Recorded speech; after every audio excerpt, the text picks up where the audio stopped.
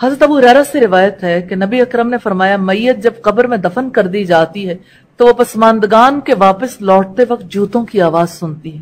اگر میت مومن ہو تو اسے قبر میں کہا جاتا ہے بیٹھ جاؤ اور وہ بیٹھ جاتا ہے اور اسے سورج غروب ہوتا دکھایا جاتا ہے. اور یوں پھر آگے کی روایت ہمیں ملتی ہے کہ وہ شخص جو بہت پہلے تمہارے ہاں مبعوث ہوئے ان کے بارے میں تم کیا کہتے تھے اور تم ان کے بارے میں کیا گواہی دیتے ہو؟ مومن آدمی کہتا ہے ذرا بیٹھو مجھے عصر کی نماز ادا کرنے دو، سورج غروب ہونے والا ہے. فرشتے کہتے ہیں بے شک تو دنیا میں نماز پڑھتا تھا، ہم جو بات پوچھ رہے ہیں اس کا ہمیں جواب دو. بتاؤ وہ شخص جو بہت پہلے تمہارے درمیان مبعوث کیے گئے ان کے بارے میں تم کیا کہتے تھے، کیا گواہی دیتے تھے؟ مومن آدمی کہتا ہے وہ حضرت محمد صلی اللہ علیہ وسلم ہے، میں گواہی دیتا ہوں وہ اللہ کے رسول ہیں، اللہ کی طرف سے حق لے کر آئے. تب اسے کہا جاتا ہے اسی عقیدے پر تو زندہ رہا، اسی پر مرا اور انشاءاللہ اسی عقیدے پر اٹھے گا. پھر جنت کا دروازہ اس کے لیے کھول دیا جاتا ہے اور اسے بتایا جاتا ہے جنت میں یہ تمہارا محل ہے اور جو کچھ اللہ نے جنت میں تمہارے لیے تیار کر رکھا ہے وہ بھی دیکھ لو. یہ سب کچھ دیکھ کر اس کے شوق اور لذت میں اضافہ ہو جاتا ہے. پھر اس کی قبر 70 ہاتھ یعنی 105 فٹ یا 35 میٹر تک کھلی کر دی جاتی ہے اور اسے منور کر دیا جاتا ہے اور اس کے جسم کو پہلے والی حالت میں لوٹا دیا جاتا ہے یعنی اسے سلا دیا جاتا ہے. یہ طبرانی کی روایت ہے، ابن حبان اور حاکم نے بھی اسے روایت کیا.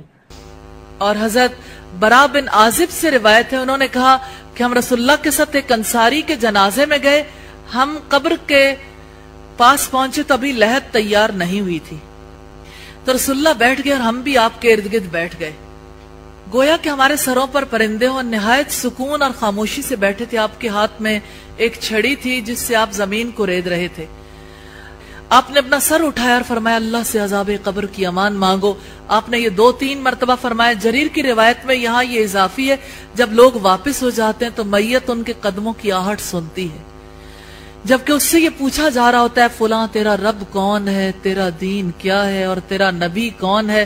حناد نے بیان کیا کہ مردے کے پاس 2 فرشتے یعنی منکر نکیر آتے ہیں، اس کو قبر میں بٹھلاتے ہیں اور سوال کرتے ہیں کہ تیرا پروردگار کون ہے. وہ جواب دیتا ہے میرا پروردگار اللہ ہے. پھر سوال کرتے ہیں یہ کون شخص ہے جو کہ تم لوگوں کی طرف مبعوث کیا گیا، یعنی نبی صلی اللہ علیہ وسلم کے بارے میں معلومات کرتے ہیں. وہ جواب دیتا ہے کہ وہ اللہ کے فرستادہ تھے. پھر وہ دونوں فرشتے کہتے تم کو یہ کہاں سے پتا چلا؟ وہ جواب دیتا ہے میں نے کتاب الہی یعنی قرآن کریم کی تلاوت کی اور اس پر ایمان لایا، اس کو برحق سمجھا. اسی طرح سے ایک اور روایت ہمیں ملتی ہے. جریر کی روایت میں مزید یہ ہے کہ اس فرمان کے مطابق اللہ تعالیٰ ایمان والوں کو ایک مضبوط بات سے دنیا کی زندگی اور آخرت میں ثبات عطا کرتا ہے.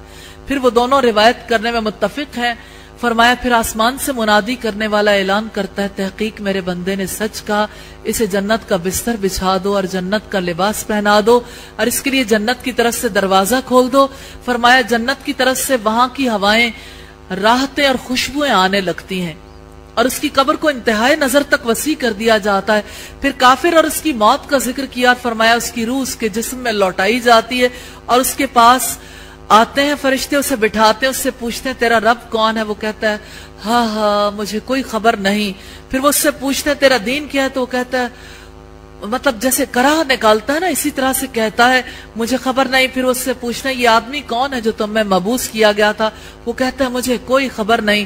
تو منادی آسمان سے ندا دیتا ہے اس نے جھوٹ کہا، اس کے لیے آگ کا بستر بچھا دو، اسے آگ کا لباس پہنا دو، اس کے لیے دوزخ کی طرف سے دروازہ کھول دو.